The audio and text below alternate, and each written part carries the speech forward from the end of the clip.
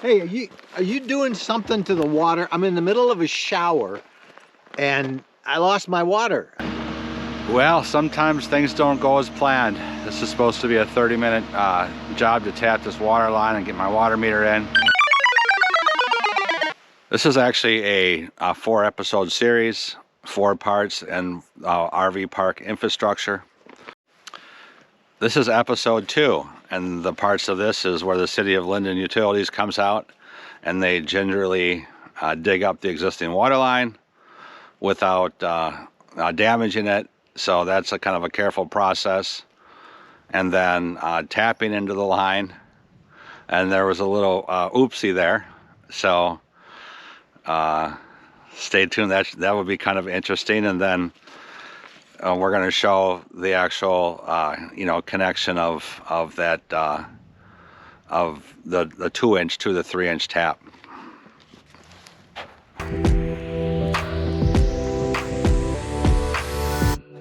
So the whole process to get water out here started out with a visit to City Hall, where Linden Utilities is located. And I filled out an application for water service, put in my address and all that kind of stuff. The application I filled out wasn't really appropriate. It was for residential service. So I had to handwrite on there that I wanted commercial service, which put me in touch with the head of the Linden Utilities. And we talked about the project and what it would take and the size of water line we wanted, and we decided that we were going to run a 2-inch water line off the road. That was a collaborative effort, and the big problem was there were supply chain issues, and they didn't have any 2-inch meters in stock, so they had to I had to get an estimate of how much that was going to cost for a 2-inch water meter, and then they had to order one, and which of course was back ordered for several months. And then when the water meter finally came in, then Linden Utilities came out with their mini excavator and the the new water meter and tap and all the stuff they needed to actually put in a tap at the road where we had decided that we were going to put it, again through a collaborative effort, and decided to locate it by the utility pole to keep it from getting run over.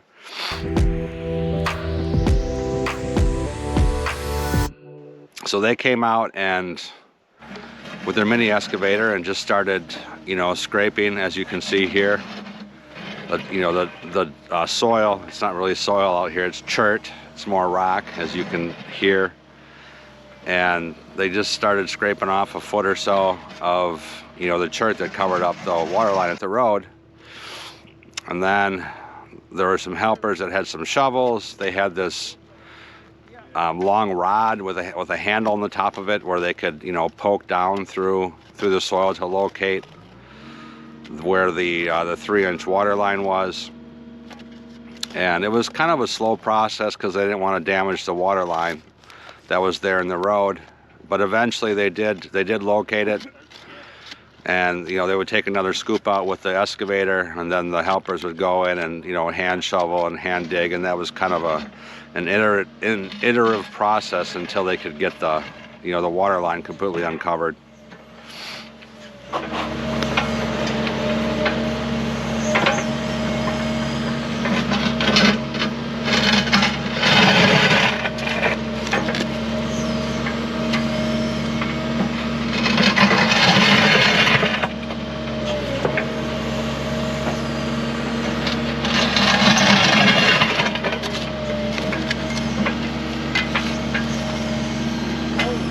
Don seems like he knows what he's doing with that machine.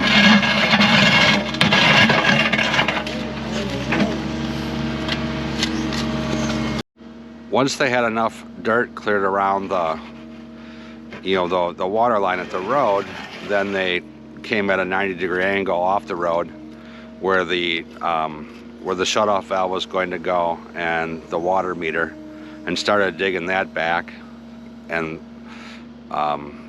they could see where the water line is, and there's nothing there, so they started digging that back.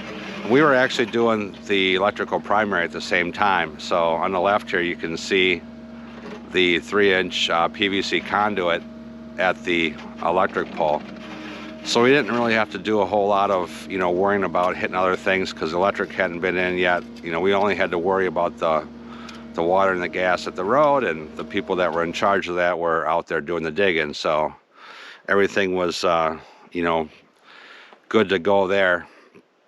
So they got as you can see, they got the area for the meter dug out. And then they dug underneath the water and the gas line some more so they could, you know, put a saddle clamp on it to, you know, to tap the water line. So this, you know, process, it didn't take too long, but it, you know, it wasn't something that you just do in 2 minutes. So now once they had the trench done and they had the water line completely exposed, what they did next is they put on a saddle clamp. So a saddle clamp just goes across over the whole line, and there's some bolts that basically saddle it onto the 3-inch water line at the road. Then there's some threads on it where they screw in the valve, you know, the shutoff valve for the water.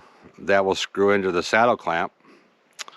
And the saddle clamp has a rubber seal on it, so between the threads and the rubber seal on the saddle clamp, you know, that's a watertight connection on that 3-inch water line, supposedly. I mean, everything goes well, that's what you hope for. Now, after the saddle clamp is attached and the valve is screwed into the saddle clamp and that's all bolted together, they have this, it looks like maybe a homemade apparatus. It's got a kind of a cup that screws on to the valve. I didn't get video of this. I was busy doing something else. I'm kind of disappointed I missed it, but I'm going to just kind of have to explain. And you can see some pictures of it here in the video.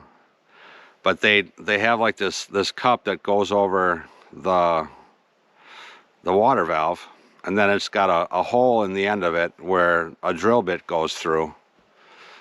So what they do is they open up the valve, you know, for the tap, and then run that drill bit in through the valve and to the 3-inch water line, and actually, you know, drill a hole in the side of the 3-inch water line. Now this all happens while the water line is live, so it's all pressurized, and you know, it's supposed to drill a hole through the 3-inch water line. They, you know, pull the drill bit back out far enough past the valve, they close the valve, and then, you know, take off that special cup apparatus at the end of the valve. Well, that's how it's supposed to work. Well, we've tapped the water line, but it's leaking around the seat, huh? So, trying to figure out what to do now. Well, as you can see here, when after they pierce the 3-inch water line with the drill bit, water started leaking out of the saddle clamp. It's not supposed to do that. So a little bit of an issue there, an oopsie there. And I'm like, well, now what are they gonna do? So obviously they had to go, you know, to the end of the road and turn off the incoming water, you know, from, I don't know, quarter mile, half a mile away, whatever it is. So they had to basically shut down the whole neighborhood of water along this road, affecting my neighbors. So the tap didn't quite go as planned. The saddle clamp is leaking on the side, and the Linden Utilities has to go and turn the water off for the whole road. And uh-oh, I have someone coming this way. Hey, are you doing something to the water? I'm in the middle of a shower, and I lost my water. I mean, there's no water. The whole line is down. What are you doing? Who are you? Yeah, right. I'm your neighbor, dude. My neighbor? And you cut off my water. Well, we had a little oopsie here at the road. Yeah, I'll say he did an oopsie. Well, I'd like to take my shower. Well, we'll get the water back on here as soon as we can. All right. It could be tomorrow, though. I tell you, these These home improvement guys. Yeah. Yeah. So that was Mike Wendland of RV Lifestyle, and I have more footage from him at the end of this video, so stay tuned to hear some more words of wisdom from Mike Wendland of RV Lifestyle. After the saddle clamp leaked, they went and turned off the water at the road, removed the saddle clamp, and tried to inspect what was going on. They finished drilling the hole. I don't think they actually finished drilling the hole when the saddle clamp started leaking. It probably just pierced it. The saddle clamp was leaking, so they stopped drilling and like, wait a minute here, we need to reassess. And again, this is just my opinion of what I observed. You know, I may not be actually factually correct on this, but that's what it looked like to me. Is they were trying to do an assessment on the pipe with the water shut down. Finished drilling the hole in the side of the 3-inch pipe. I'm assuming they reattached the saddle clamp and, you know, tried to, you know, get that to reseat. They probably turned the water back on it, and it still leaked, is what I'm assuming. So after that failed, assumingly, I didn't see it, but I'm assuming that they weren't able to get the saddle clamp to seat right, because they brought in a splice piece to cut out that section of pipe, water pipe, and put the splice in. It's got like, you know, 2 bell ends on the end of it that slide down the pipe. So it kind of looks like a decorative post almost that you'd put on a deck or a railing. So they ended up splicing that new piece in there and put the saddle clamp on it. And, you know, as you can see here, they were able to reattach the saddle valve, re-drill the hole in the new splice piece, put the valve on, and, you know, there's no more leaks. So everything was good to go. So it's not very common for the saddle clamps to leak like they did out here. It was kind of a fluke. Never really got an explanation of what was going on there. So I'm going to give you my 2 cents from what I observed. It looked like, you know, the 3-inch water line at the road was squished a little bit, so it wasn't completely round. I don't know, you know, why it was squished. It could have been from, you know, road traffic driving over it. It could have been, you know, when I had the excavation work done over here with, you know, dump trucks and bulldozers and all that, you know, heavy 40,000-pound equipment. You know, who knows? We don't really know. I mean, it could have been when Linden Utilities was out here, you know, with their mini axe digging, but they were digging so gingerly. I find it hard to believe that they, you know, they squished the pipe with that, but, you know, you never know. And again, this is just, you know, my 2 cents. I didn't really get any verification from anybody on this. It's just kind of seemed like what happened. But in any event, they got the tap in there with the splice, and everything was good, and there was no leaks. So I'm pretty happy about that. Now let's hear from Mike Wendland. Here's the rest of his interview.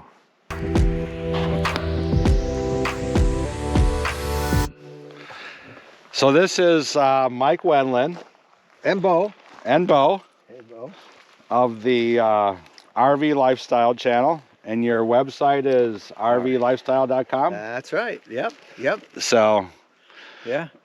We've been neighbors. I think we bought the same time, didn't we? yeah, October of 2021. And now it's getting too crowded out here. Yeah, Mike is my next door neighbor, and I really owe him quite a bit of gratitude for this channel. I had just started in April when I met Mike. I think I had 25 subscribers, and, you know, I was knocking on all my doors of my friends and family to please subscribe. And I met Mike, and he's got a pretty good following, and he put me on his channel, and I had like 100 new subscribers overnight. Well, so when I link to this one, you'll get some more. yeah. But, you know, I mean, this is such a trend, developing RV land. And whether you're going to make a campground like you're going to make, or whether it's just a little RV retreat like we built. We have you know, 3 sites over there. So many people want to do this, and you're sharing it. How this is an awesome resource for people to learn what not to do, like break the water supply. Right. I had someone ask me the other day, it's like, why did you start a YouTube channel? I had to stop and think. It's like, well, why did I? I mean, I work in IT, and it's not like my full-time job. And Well, wouldn't you have been delighted if if your channel was there for you? So think of all the people that you've helped here at the Woodlands, where we all are, absolutely. and everybody. But really, you have a great appeal to everybody wherever they're developing RV property, because the lessons that you're learning and sharing with people are things they're going to need to know when they develop their land. So Absolutely. keep it up, man. It's good to have you as a neighbor. It's good to have you too, Mike. Yeah. And Bo likes Penelope. Yeah, Bo and Penelope get along good. Yeah. So, All right, man. I'm going to go back and finish my shower now. all right, we'll get it that water fixed. turned back on for you, Get it Mike. going. That's good. Say hi to Jennifer for us, too. I will. She didn't even get in hers, so it's my turn. All right. See you Thanks, later, Mike. Bye. Now they tap the gas line at the same time. That's the yellow. I call it a pipe. It's not really a hose. It's not really a pipe. I guess they call it gas pipe.